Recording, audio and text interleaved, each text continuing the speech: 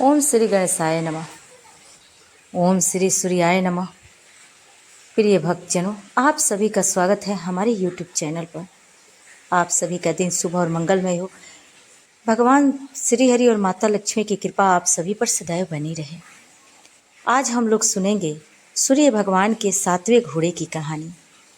एक राजा था और उसकी एक रानी थी। उसके पास सिपाही, घोड़े, दास दासियाँ, यहाँ तक धन दौलत सब कुछ था। सिर्फ उन्हें संतान नहीं थी। इसी कारण राजा रानी बहुत ही दुखी रहते थे।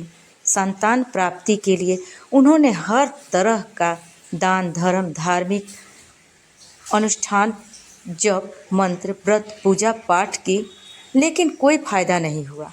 अब राजा रानी दोनों ही बुढ़ापे की ओर बढ़ते गए तो दोनों सोच में पड़ गए, अब हमारे इतने बड़े राज्य का क्या होगा? कौन बनेगा इस राज्य का वारिस?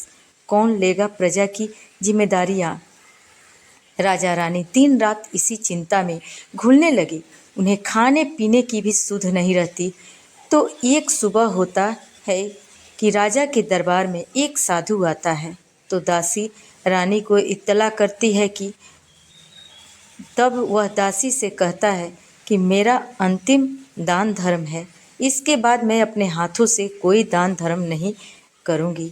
चावल भरा छाछ हाथ में लेकर बाहर आती है और साधु की झोली में भिक्षा डालने आगे बढ़ती है तो उसके चेहरे पर छाई उद्विग्न साधु की दृष्टि में आती है और वह उसी से पूछता है, रानी साहिबा क्या हुआ है? आप क्यों इतने उदास हैं? तब रानी साधु को सारी हकीकत बताती है और साधु कुछ पल गंभीर हो जाता है और कहता है, चिंता मत करना रानी, आपकी संतान की इच्छा पूरी हो जाएगी। आपके कोख से एक पुत्र का जन्म होगा। मात्र 14 साल तक ही आप लोगों को मिलेगा। उसके आगे इससे बढ़कर आपको कुछ नहीं देना हो मेरे लिए संभव नहीं है। अपनी बात पूरी करते उसने अपनी झोली में हाथ डाला, थोड़ी सी भभूत निकालकर रानी को दी और कहा, आप और महाराज दोनों इसे ग्रहण करना, तुम्हें जल्द ही पुत्र की प्राप्ति होगी। इतना कहकर साधु चला गया। उसके जाने के बाद रानी सोचने लगी, 14 साल तो 14 साल ही, उतने समय के लिए हमें पुत्र मिलेगा, यही काफ़ी है।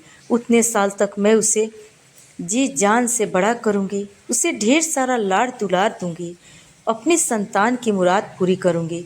उसे रात अपना सारा राज खत्म करके राजा जब रानी के महल में गए तो रानी ने सारा वृत्तांत बताया। राजा को सारी बात बताई और साधु की दी हुई भभूत राजा को दिखाकर बोली। साधु महाराज ने कहा, हम दोनों को ग्रहण करने को कहा है। राजा बोले, इतने दान धर्म किया, जब तक किया कोई फल नहीं मिला। राजा को किसी पर विश्वास नहीं था, लेकिन पत्नी का दुख मन में न लगे इसलिए वह राजी हो गया। राजा राजी हो गया तो फिर क्या होता है कि राजा रानी दोनों नहाते धोते हैं, फिर अपने भगवान का नाम स्मरण करते हैं और अपने पुरखों को स्मरण करते हुए उसी साधी महाराजा का नाम स्मरण करके वह प्रसाद बांटकर दोनों खाते हैं। उसके बाद दोनों निश्चिंत होकर सो जाते हैं। कुछ दिन गुजर जाते हैं और साधु द्वारा कहे अनुसार रानी गर्भवती हो जाती है। उस पर राजा और रानी दोनों की खुशी गगन में नहीं समाती। राजा रानी से बोला, महारानी सचमुच साधु महाराज की कृपा हो गई है। तो 9 माह 9 दिन और 9 घंटे पूरे होकर रानी एक सुंदर गोरी चिट्टे पुत्र को जन्म दिया। राजा ने बड़ी धूमधाम से पुत्र का नामकरण किया। सारे राज्य में 8 दिन तक उत्सव मनाया गया। पुत्र की कुंडली देखने पर पंडित जी ने बताया कि बड़े चिंतित हो गए और कहने लगे, महाराज हमारा राजपुत्र सिर्फ 14 साल तक हमारे पास रहेगा। राजपुत्र दिन प्रतिदिन बड़ा होता है और जब वह 7 साल का हो जाता है तो राजा एक अच्छे गुरु की नियुक्ति करके उसे पढ़ाई लिखाई, राजशास्त्र, शास्त्र विद्या, घुड़सवारी इत्यादि 12 विद्याओं का शिक्षण देते हैं। जब वह शास्त्र विद्या में पारंगत हो जाता है और 12 साल की उम्र का हो जाता है, तब एक अच्छी सी राजकन्या खोजकर उसकी शादी कर देते हैं। 2 साल बीत जाते हैं। बेटा 14 साल का हो जाता है। एक दिन राजपूत राजा से बोलता है कि पिताजी, मैं अपना सारा राज्य घूमकर देखना चाहता हूँ। आज तक मैंने सिर्फ इस राजवाड़े के अतिरिक्त कुछ नहीं देखा है। बेटे की बात सुनकर राजा चिंतित हो जाता है, क्योंकि पुत्र को 14वां साल शुरू हुआ था। अब कोई अनहोनी होने का वक्त नज़दीक आ पहुंचा था, लेकिन राजा यह सब बातें पुत्र को नहीं बता सकता था। वह क्या करता, चेहरे पर खुशी लाकर बेटे से कहता है, हाँ हाँ जरूर जाओ बेटा, तुम्हें अपना सारा राज्य घूम कर देखना चाहिए। कहाँ क्या है यह सब जानना चाहिए। कल मेरे बाद तुम्हें खो तो। राजा बोला, मात्र एक बात ध्यान रखें, तुम जहाँ जा रहे हो, क्या कर रहे हो, यह बात अपनी पत्नी को नहीं बताना। पुत्र कहता है, ठीक है पिताजी, आपने जो कहा है मैं वैसा ही करूँगा। उसके बाद राजपुत्र दिन भर अपनी पत्नी के साथ मौज मस्ती करता है, खुशियाँ मनाता है और रात को ठीक 12 बजे बिस्तर से उठकर बाहर चला जाता है। फिर पाँव फटने से पहले अपने महल में आकर सो जाता है। ऐसे बहुत दिनों तक चलता रहा। अब पुत्र का 14वां साल खत्म होने में कुछ ही दिन बाकी रहते हैं। इतने में क्या होता है कि उसकी पत्नी रानी यानी छोटी रानी रात में जाग जाती हैं। वह देखती हैं कि बिस्तर पर राजपूत नहीं है।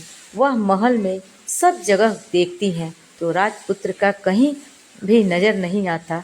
तो क्या करेंगी, उसे किसे कहेंगी। वह चुपचाप रहती हैं। फिर सुबह होने पर देखती हैं कि उसका पति अपनी जगह पर सोया हुआ है। वह पति से कुछ नहीं पूछती हैं, लेकिन दूसरी रात भी वैसे ही होता है। तीसरी रात, चौथी रात, ऐसे बहुत दिन तक चलता रहता है। रानी बहुत ही चिंतित हो जाती है। पति रात को जाता कहाँ है, किससे मिलने जाता है। उसके माँ बाप ढेर सारे सवाल उठते हैं, लेकिन उसे पूछने में उसे डर लगता है। शायद पति गुस्सा कर बैठे। सास ससुर से पूछने के बारे में सोचा तो उसकी कुल मर्यादा बीच में आ जाती है।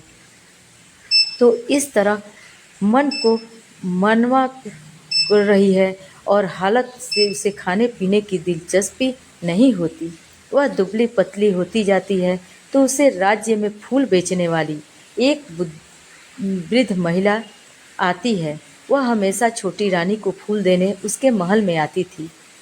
उस बुढ़िया का ध्यान छोटी रानी पर जाता है और वह उससे पूछती है, बेटी तुम्हें किस बात का दुख है, तुम इस तरह सोकर कांता क्यों बनी हो।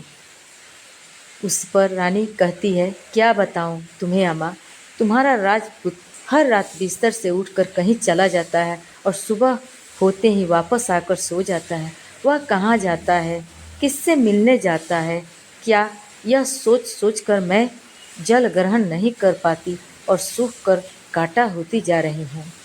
इस पर वो बुढ़िया यह बात सुनकर उसे एक उपाय बताती है, बेटी ऐसा करना, आज रात तुम सोना मत, उसके पीछे जाकर देखना कि कहाँ जाता है, क्या करता है, उसकी अच्छी तरह से पहरेदारी करना। पर मुझे नींद आ गई तो तुम्हें नींद न आए, इसलिए एक काम करना, अपने बाएं हाथ की उंगली में एक जख्म करना, उस पर थोड़ी सी मिर्ची छिड़कना, उसे तुम्हें बड़ी जलन होगी और उस पीड़ा से तुम्हें रात भर नींद नहीं आएगी। रानी बुढ़िया के कहे अनुसार करती है। उंगली की जलन से उसे बड़ी देर तक नींद नहीं आती, लेकिन बाद में वह सो जाती है। दूसरे दिन सुबह बुढ़िया फूल लेकर उसके महल में पहुंचती है और पूछती है, क्या हुआ बेटा, देख पाई क्या पति कहाँ जाता है। रानी कहती है, नहीं अम्मा, पहले कुछ समय जलन के कारण मुझे नींद नहीं आई, पर कुछ देर के पश्चात मैं सो गई। बुढ़िया कहती है, कोई बात नहीं, आज तुम उंगली पर पहले से थोड़ा बड़ा जख्म और ज़्यादा मिर्ची लगाना। वैसे ही बुढ़िया के बताए अनुसार रानी करती रही, परंतु वह सिर्फ पति के बिस्तर से उठकर बाहर निकलते वक्त तक जाग पाई। वह उसके पीछे नहीं जा सकी, क्योंकि उसकी आंखें उससे समय वह नींद आ गई थी। दूसरे दिन सुबह बुढ़िया आती है तो उससे पूछती है।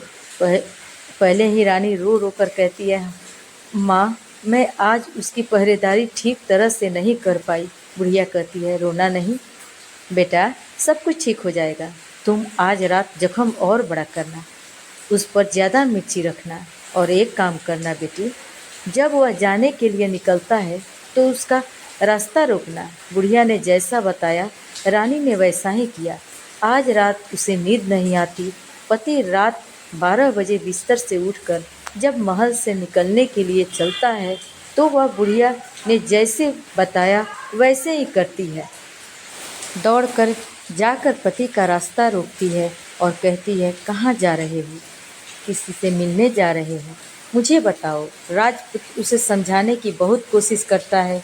देखो, अगर मैंने तुम्हें यह बताया तो मैं तुम्हें दोबारा मिल नहीं पाऊंगा। कोई बात नहीं, ना मिल पाओ, लेकिन अब रात के समय कहाँ जाते हो यह मुझे पहले बता दीजिए। राजपूत नियुक्त हो जाता है और पत्नी की जिद के आगे उसकी एक नहीं चल पाती। उसी समय उसका 14वां साल खत्म होकर 15वां साल लगने वाला था। जो होता है वह हो जाने दो। वह सोचता है कुछ चावल मंत्रों से सिद्ध करके पत्नी को देकर कहता है, इन चावलों के दानों को दोनों हाथों की मुट्ठी में पकड़ना। पहले दाएं हाथ में पकड़े चावल को मेरे ऊपर फेंकना। मैं कौन हूँ तुम्हें पता चल जाएगा। बाद में बाएं हाथ में पकड़े चावल को मेरे ऊपर फेंकना। मैं जैसा था तुम्हें मिल जाऊंगा। लेकिन यदि तुम बिना हाथ के चावल मेरे ऊपर फेंकना भूल गई तो मैं तुम्हें कभी नहीं मिल पाऊंगा। मैं नहीं भूलूंगी। रानी बड़ी आत्मविश्वास के साथ कहकर दाएं हाथ में पकड़े चावल पति के ऊपर फेंक देती है तो राजपूत एकदम विशाल घोड़ा बन जाता है और एकदम उम्दा सफ़ेद गर्दन पर लंबी आयाल देखते देखते वह तेजी से दौड़ने लगता है। रानी उसे घोड़े को एकदम भौचक होकर देखने लगती है और पति ने बाएं हाथ के चावल फेंकने की जो बात बताई थी वह भूल जाती है। उसको आंखें के सामने थोड़ा महल के बाहर निकल कर चला जाता है और घोड़ा जो महल से बाहर जाता है वो वापस नहीं आता है। अब रानी को बड़ा पश्चाताप होता है। वह स्वयं को कोसने लगती है, लेकिन अब उसका कोई फायदा नहीं होता है। राजपूत अब वापस नहीं आने वाला था। सुबह होते ही महाराजा महारानी को जब सब बात पता चलती है तो उन्हें बहुत दुख होता है। राजा और रानी बिस्तर पर पड़ जाते हैं और राह देखते हैं कि एक दिन उसका बेटा वापस आ जाएगा। इस तरह 1 महीना तक लेटे हुए गुजर गया। दूसरा महीना भी गुजर गया। तीसरा महीना भी गुजर गया। आखिर 6 महीने पूरे होते हैं। राजपुत्र का कोई अता पता नहीं लगता। प्रधान राजपुत्र को ढूंढने सिपाही भेजता है, लेकिन उन्हें कोई सफलता नहीं मिलती। इधर रानी अपने हार्ट के कारण पति गायब हो गया यह सोचकर स्वयं को मन ही मन कोसती है और प्रण लेती है कि कुछ भी करके पति को ढूंढ लेगी और उसे वापस घर लेकर आएगी। एक दिन वह सुबह उठकर सास ससुर के महल में जाती है और कहती है कि मैं अपने पति की खोज में जा रही हूँ। महाराजा महारानी को और क्या चाहिए था, कुछ भी करके उसका बेटा उन्हें वापस मिलना चाहिए था। वे बहू को जाने की अनुमति देकर कहने लगे, बेटी तुम्हें जो चाहे वह करो, जहाँ जाना है वहाँ जाओ, लेकिन हमारे बेटे को वापस लेकर आओ। भगवान तुम्हें कामयाबी भी दे। अब रानी क्या करती है कि अपना शाही वेश बदलकर एक सेठानी बन जाती है और कुछ दास दासियों को, कुछ नौकरों को साथ में ले लिया, कुछ सामान साथ में ले लिया और राज्य की सीमा पर जाकर वहाँ एक भोजनालय खोल दिया। वहाँ आने वाले सब यात्रियों को खाना मुफ्त में देने लगी।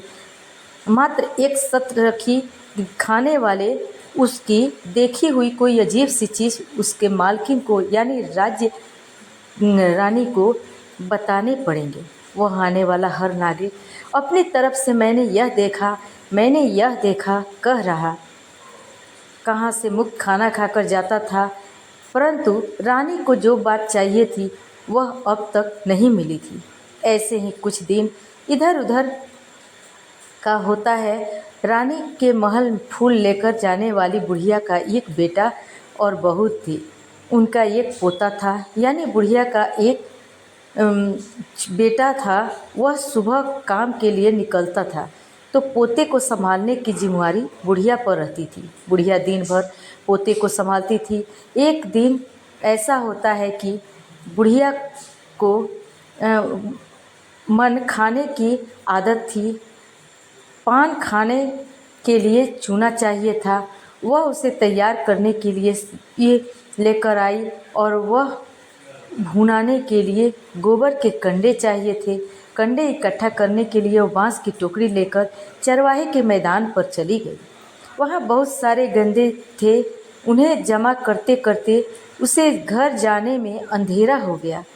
इस ओर शाम होते ही काम से वापस बेटा और बहू घर पहुँचे तो देखा कि बच्चा घर पर अकेला है और रो रो कर उसका बुरा हाल है। वे दोनों गुस्से में लाल पीले हो गए। इतने में बुढ़िया घर आ पहुंची। बेटा ने पूछा, पोते को घर छोड़कर अकेला कहाँ चली गई थी? बुढ़िया बताने लगी कि मैं गोबर के कंडे लेने गई थी। इस पर बेटा बोला, दोबारा बच्चे को अकेला घर पर छोड़कर यदि कहीं गई तो मैं तुम्हें बहुत पीटूंगा। बुढ़िया कहने लगी, नहीं बेटा, फिर कभी ऐसा नहीं करूँगी। लेकिन दूसरे दिन बुढ़िया यह बात भूल गई और फिर चरवाहे की मैदान पर कंडे इकट्ठा करने चली गई। शाम को जब बेटा बहू काम से वापस लौटे तो देखते ही वह बच्चा घर पर अकेला है, रो रहा है। अब उसे बेटे की सहन शक्ति खत्म होने लगी और बुढ़िया को वापस आने पर उसे घर से निकाल दिया। बुढ़िया रात भर घर के बाहर अंधेरे में बैठी रही और सुबह होते ही हाथ में टोकरी लेकर कंडे इकट्ठा करने निकल गई। उस दिन उसे पर कंडे इकट्ठा करने का मानो पागलपन सवार था। कंडे इकट्ठा करते करते जब अंधेरा छा गया तो उसे मालूम ही नहीं चला। उसे जब ध्यान आया तो गांव का रास्ता भी ठीक तरह से दिखाई नहीं दे रहा था। वह अंधेरे में आंखें फाड़ फाड़ कर देखती रही, किसी तरह आगे निकल पड़ी। तभी उसने देखा कि एक कपिल गाय छान छान की आवाज़ करते हुए गले में घंटी बजाते ठुमक ठुमक कर उसे मैदान पर आई। उसे देखकर बुढ़िया सोचने लगी, इस गाय के पीछे पीछे जाऊं तो गांव तक पहुंच जाऊंगी। तब बुढ़िया उसके पीछे पीछे जाने लगी। वह क्या करती है कि उस मैदान से लेकर एक एक करके 6 मैदान पार करती है। आखिर में वह 7वें मैदान पर पहुंचती है तो वहाँ क्या होता है, उस मैदान पर एक बड़ा सा पत्थर है। गाय जाकर उस पत्थर को अपना सींग मारती है। सींग मारा तो वह पत्थर टूट गया और पटल से नीचे जाने की सीढ़ियाँ दिखाई देने लगी। सीढ़ियों से नीचे जाने लगी, पूंछ को पकड़ लिया और साथ में नीचे पाताल में पहुंच गई। पाताल में पहुंचते ही तुरंत गाय की पूंछ छोड़ दी और इधर उधर देखने लगी। बुढ़िया ने देखा कि पाताल में सब जगह जगमगाहट है, दिया दीप जलते हैं, तेज रोशनी गाय के ऊपर पड़ती है और वहाँ अद्भुत घटनाएं घटने लगती है। गाय के नीचे जाते ही उसके गले में अपने आप संकल पड़ गई और छम छम करके कोई धार में गाय को दूहने लगा। लेकिन जो कोई भी वह कर रहा था वह मात्र दिखाई नहीं दे रहा था। बुढ़िया बहुत घबरा गई, कहाँ आकर फंस गए वह सोचने लगी और यहाँ वहाँ चैन के लिए जगह ढूंढने लगी। लेकिन उसे कोई भी कहीं भी जगह नहीं मिली। हर जगह उजाला था, उजाला ही था। तो वह एक कोने में खड़ी रह गई और जो कुछ सामने हो रहा था उसे चुपचाप देखने लगी। कुछ पल के बाद वहाँ झट से एक उम्दा सफ़ेद घोड़ा आया। वहाँ 2 कुंड में उसे घोड़े ने छलांग लगाई और ऊपर आ गया। अब उस राजपूत का रूप प्राप्त हो गया। राजपुत्र बनने के बाद उसने दूसरे कुंड के पानी में स्नान किया, वहाँ के नए कपड़े पहने और नज़दीक कुएं के पास पलंग था, उस पर आकर वह बैठ गया। उसके सामने अपने आप 5 पकवानों की एक थाली आ गई, दूध की एक प्याली आ गई, 5 सुपारी आ गए। उसके सामने एक दिया जलता रहा। राजपूत ने खाना खाया, दूध पिया, पान सुपारी खाया। बिस्तर पर लेट जाने से पहले सूर्य देव को स्मरण करते सामने चलते दिए से पूछा, दिए दीपक दीपंकर, मेरे माता पिता क्या कर रहे हैं? दिया बताने लगा, बेटे के शोक में डूबे हुए हैं। राज्य कौन संभाल रहा है? राज्य प्रधान संभालता है। मेरी पत्नी क्या करती है? उसने चौराहे पर भोजनालय शुरू किया है और आते जाते लोगों से वह नई खबर के बारे में पूछती है और उसके बाद सो गया। बुढ़िया कोने में खड़ी रहकर यह सब देखती रही। ऐसी अद्भुत घटना उसने जिंदगी में पहली बार देखी थी।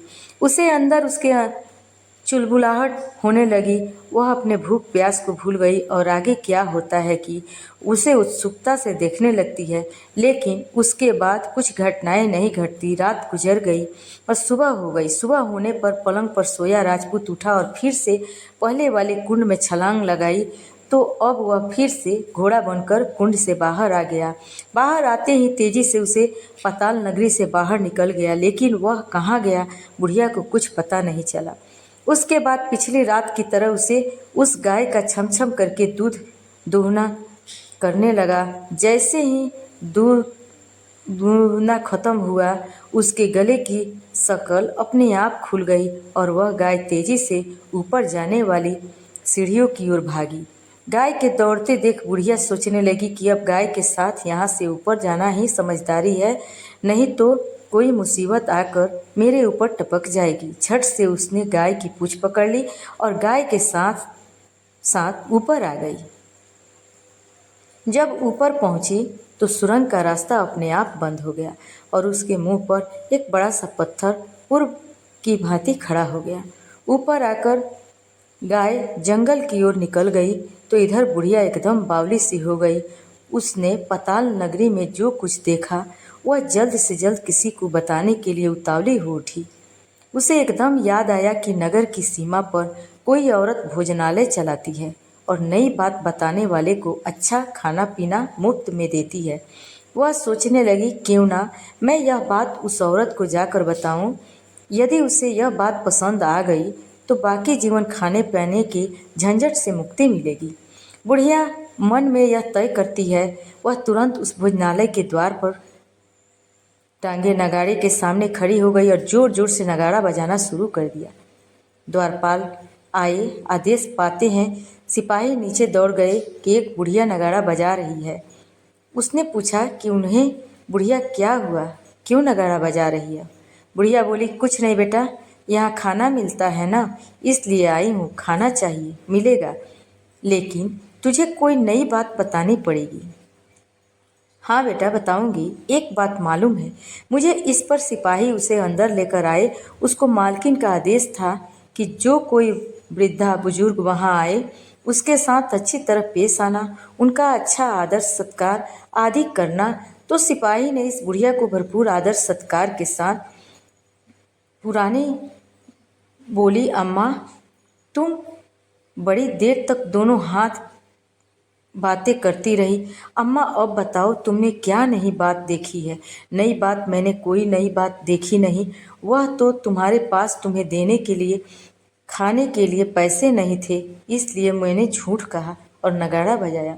रानी ने कहा, अम्मा घबराना नहीं, मैं किसी को तुम्हारा नाम नहीं बताऊंगी। फिर भी बुढ़िया, मैंने कहा कि कब देखा करके आना खाने करके लगे। इस पर उसने कहा, देखना अम्मा, यदि तुमने मुझे नहीं बताई तो जिंदगी भर मैं तुम्हारी देखभाल करूंगी, तुम्हें रानी माता की तरह रखूंगी। अब बुढ़िया बताने को तैयार हो गई। उसने जो कुछ उस चारागाह वाले मैदान पर देखा था वह सब बात बताने लगी। बुढ़िया कहने लगी कि रानी कहने लगी, अम्मा मुझे उस जगह पर ले चलो। नहीं बेटी, वह पाताल राज्य सांप है। यदि किसी ने तुम्हें देख लिया तो तुम्हारी जान खतरे में पड़ सकती है। लेकिन रानी उसकी एक भी नहीं सुनी, उसे उस जगह ले जाने के लिए कहने लगी। आखिर में बुढ़िया ने उसका कहना मान लिया और कहने लगी, ठीक है, मैं तुम्हें वहाँ लेकर चलती हूँ, पर आज नहीं, कल वहाँ जाना है तो शाम को ही जाना होगा। तो दूसरे दिन दोपहर को रानी बुढ़िया के साथ उस मैदान पर गई और एक जगह छुपकर गाय के आने की राह देखने लगी। दिन ढलते ही अंधेरा छाने लगा और गाय हमेशा की तरह वहां आ गई। मैदान के उस कोने में जाकर उसने पत्थर पर सींग मारा तो झट से पत्थर हटकर वहां सुरंग जाने का रास्ता खुल गया। उस रास्ते से नीचे उतरने लगी तो बुढ़िया रानी से कहती है, जल्दी आगे बढ़ो बिटिया, हम गाय की पूंछ पकड़कर नीचे उतरेंगे। दोनों ने गाय की पूंछ पकड़कर नीचे उतर गई। बुढ़िया पहले जिस कोने में छिपी थी उस कोने में छिप गई। अब नीचे सब कुछ पहले जैसा घटित हो रहा था। गाय के गले में अपने आप संकल्प पड़ गई। कोई अदृश्य रूप से उसका दूध दूहने लगा। एक सफ़ेद उम्दा घोड़े ने आकर एक कुंडल में छलांग लगाई तो राजपूत के रूप में ऊपर आया। वह राजपूत दूसरे कुंड में नहाने लगा। बाद में उसके सामने खाने की थाली आ गई, दूध की प्याली आ गई, पान बीड़ा आ गया। राजपुत्र सब ग्रहण करके सोने के लिए पलंग पर गया तो सोने से पहले सूर्य देव का स्मरण करके वह दिए से पूछने लगा, दिए दीपांकर, मेरे माता पिता क्या कर रहे हैं? दिया सब कुछ जवाब नहीं देता बल्कि बुझाने लगता है। तब राजपुत्र कुछ अचंभित हुआ और संदेह हो गया। वह उदास हो गया और कुछ हुआ वह हो जाने दो ऐसा सोचकर सोने के लिए बिस्तर पर लेट गया। अब रानी का संयम छूट गया और दौड़कर पति के पास गई और उसको पैर पकड़ने के लिए आगे बढ़ने लगी। राजपूत तुरंत ही पत्नी पहचान गया। वह से पीछे है क्या गया और चिल्लाने लगा, नहीं मुझे मत छूना, सर्वनाश हो जाएगा। रानी दोनों हाथ जोड़कर पति से अपनी भूल स्वीकार करने लगी। स्वामी, मुझसे भूल हो गई, मुझे आपसे नहीं पूछना चाहिए था। आप रात को कहाँ जाते हो? मैं अपने भूल स्वीकार करती हूँ। मुझे मेरी भूल की सज़ा मिल गई है। अब आप घर चलें। आपके वियोग में आपके माता पिता ने बिस्तर पकड़ लिया है। आपकी प्रजा भी बहुत दुखी है। तब राजपुत्र ने कहा, वही तो, एक बार तुम गलती कर बैठी हो, अब दोबारा मत करना, नहीं तो अब मैं तुम्हें जो दिख रहा हूँ वह भी नहीं दिखूंगा। रानी वियोग करने लगी, जोर जोर से जमीन पर सिर्फ पैर रखने लगी। राजपुत्र ने मान में उसके प्रति दया उत्पन्न हो गई और उसे कहने लगा, यदि तुम मुझे पाना चाहती हो तो तुम्हें एक काम करना होगा। काम कठिन है लेकिन वह तुम्हें अकेले करना होगा। कहो स्वामी, कितना भी कठिन काम हो वह मैं पूर्ण करूंगी। रानी कहने लगी। इस पर राजपुत्र उससे बताया कि इस पताल से ऊपर जाते ही तुम्हें घना जंगल नजर आएगा। ऐसे 6 जंगल पार करने के पश्चात 7वां जंगल मिलेगा। वह जंगल सबसे घना है। उस जंगल में बीचों बीच एक पीपल का पेड़ है। उसके आसपास की जगह पत्ते, फंदे, कांटा वाली पेड़ पौधे जमे हैं। वहाँ वह भाग शेर, भालू, सांप आदि घामा चौकड़ी बैठी है। तुम्हें उन सब को भगाकर वह जगह साफ करनी है। उसको गोबर से लिपाई करके पवित्र बनाना है, रंगोली से सजाना है। उसके बाद वहाँ धूप, कपूर, अगरबत्ती जलानी है। फूल कुमकुम से पेड़ के तने की पूजा करनी है। दूध दही से बने चावल का भोग चढ़ाना है। यह सब तुम्हें दोपहर को 12 बजे से पहले करना है। 12 बजने के समय तुम्हें उस जगह पर बैठकर सूर्य भगवान का ध्यान करना है। 12 बजे सूर्य भगवान का रथ वहां से उतरेगा। वे सब यह देखकर खुश हो जाएंगे और कहेंगे, जिस किसी ने यह सब किया है उसे मैं मनचाहा फल दूंगा। तो तुम सामने जाकर उनके रथ का दाहिना घोड़ा मांगना, मैं तुम्हें मिल जाऊंगा। इतनी बात कहकर राजपुत्र अपने पलंग पर सो गया और छोटी रानी सुबह होने की राह देखने लगी। भोर होते ही वह बुढ़िया के साथ गाय की पूंछ पकड़कर ऊपर आ गई। ऊपर आने के बाद वह बुढ़िया से कहने लगी, अम्मा, अब मैं अकेले ही आगे जाऊंगी, तुम भोजनालय वापस जाओ। वह जंगल में जाकर राजपुत्र की बताई जगह ढूंढने लगी।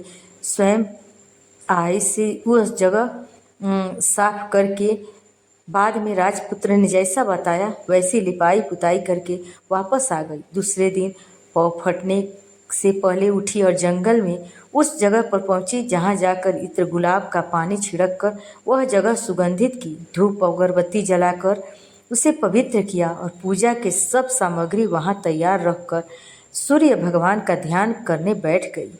जैसा कि पति ने बताया था, दोपहर को ठीक 12 बजे सूर्य भगवान का रथ उस पीपल के पेड़ के पास आकर रुका। सूर्य भगवान ने नीचे देखा तो सुगंधित वातावरण देखकर बहुत प्रसन्न हुए और बोले, जिस किसी ने यह काम किया है वह यहाँ आकर आज मुझसे कुछ भी मांगे तो मैं उसे दे दूंगा।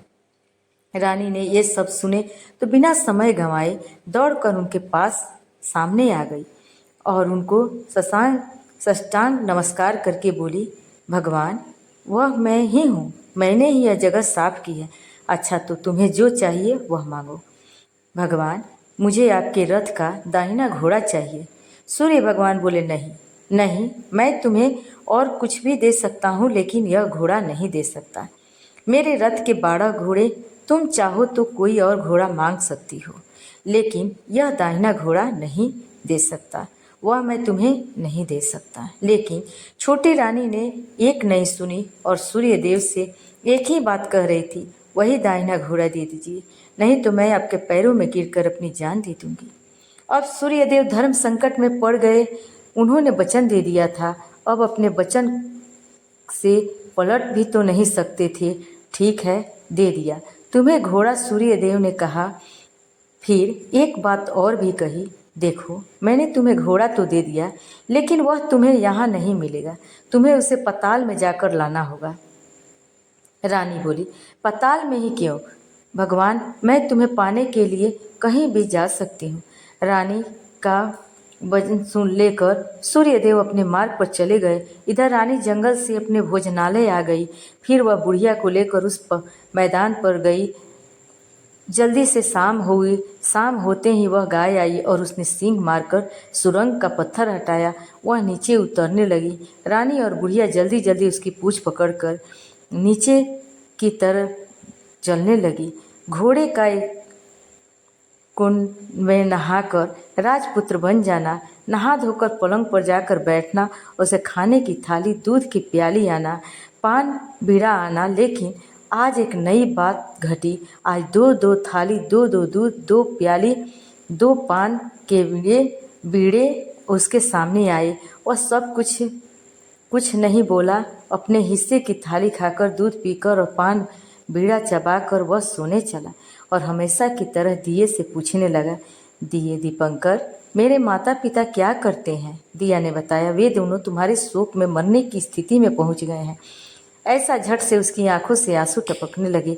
फिर वह पूछने लगा, तुम्हारा राज्य प्रधान चला रहा है और वह सब कुछ हड़प चुका है। वह प्रजा पर बहुत अत्याचार कर रहा है। सुनकर राजपुत्र को बहुत गुस्सा आया और गुस्से से अपनी मुट्ठी भांजने लगा। अब वह पूछने लगा, दिए दीपंकर मेरी पत्नी क्या कर रही है? अब दिया कुछ नहीं बोला, चुप रहा। अब रानी का संयम जवाब दे गया और वह दौड़कर पति के गले लग गई। अब मैं तुम्हें मिल गया। राजपुत्र कहने लगा, सच कहते हो? अब आप फिर से घोड़ा तो नहीं बनोगे, ना ही मैं दोबारा घोड़ा बनूंगा। तुमने जो इतने सारे कष्ट उठाए हैं मुझे पाने के लिए, इसलिए सूर्यदेव ने मुझे सदा के लिए घोड़े के जन्म से मुक्त कर दिया है। राजपुत्र ने बड़े प्यार से कहा और उससे गले लगाया, उसके आंसू पोंछे। कुछ देर में भोर हो गई और गाय ऊपर जाने लगी। रानी, राजपूत और बुढ़िया उसकी पूँछ पकड़कर ऊपर आ गए। ऊपर आने पर वे सीधे भोजनालय में पहुंच गए। वहाँ का सब सामान लोगों में बांट दिया और उसको ताला लगाकर अपने राज्य में लौट गए। राजपुत्र वापस आता और अपने तेवर देखकर प्रधान घबरा गया। राजपूत ने उसे बंदी बनाकर कैद खाने में डाल दिया और राज की बागडोर अपने हाथ में ले ली। उसके बाद वो अपने माता पिता से मिलने गए। उनके महल में गया, तब राजपुत्र क्या देखता है कि उसके माता पिता उसके शोक में अस्थि पंजर बने हुए हैं। पुत्र को वापस आया देख मरणासन राजा रानी की आंखों में आंसू टपकने लगा। इन दोनों ने पुत्र को गले लगाया, उसे प्यार से सहलाया। इतना होने के बाद उनके सेहत में एकदम सुधार आने लगा और वे बिस्तर से उठकर बैठ गए। पुत्र को आशीष देने लगे।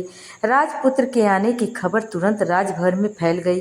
प्रजा खुशी से फूल ही नहीं समाई और प्रजाजन राजमहल के सामने इकट्ठे हो गए। राजपुत्र ने उन्हें भी दर्शन दिए और आज से उन्हें कोई दुख नहीं पहुंचाएगा, ऐसा वचन भी दिया। अब राजा अपने पुत्र को राज्याभिषेक करके उसे सिंहासन पर बिठाते हैं और बहू को महारानी का दर्जा देते हैं और स्वयं अपनी पत्नी के साथ ईश्वर स्मरण करते हुए खुशी से दिन बिताते हैं। महाराज बना पुत्र अच्छी तरह से राज्य चलाने लगा और अपनी पत्नी के साथ सुख शांति से जीवन बिताने लगा। तो आज की कथा यहीं पर समाप्त होती है। अगर कथा आप लोग को पसंद आई हो तो वीडियो को लाइक कीजिएगा, सब्सक्राइब कीजिएगा, अपने दोस्तों में शेयर कीजिएगा और कमेंट बॉक्स में जय सूर्य देवता अवश्य लिखिएगा।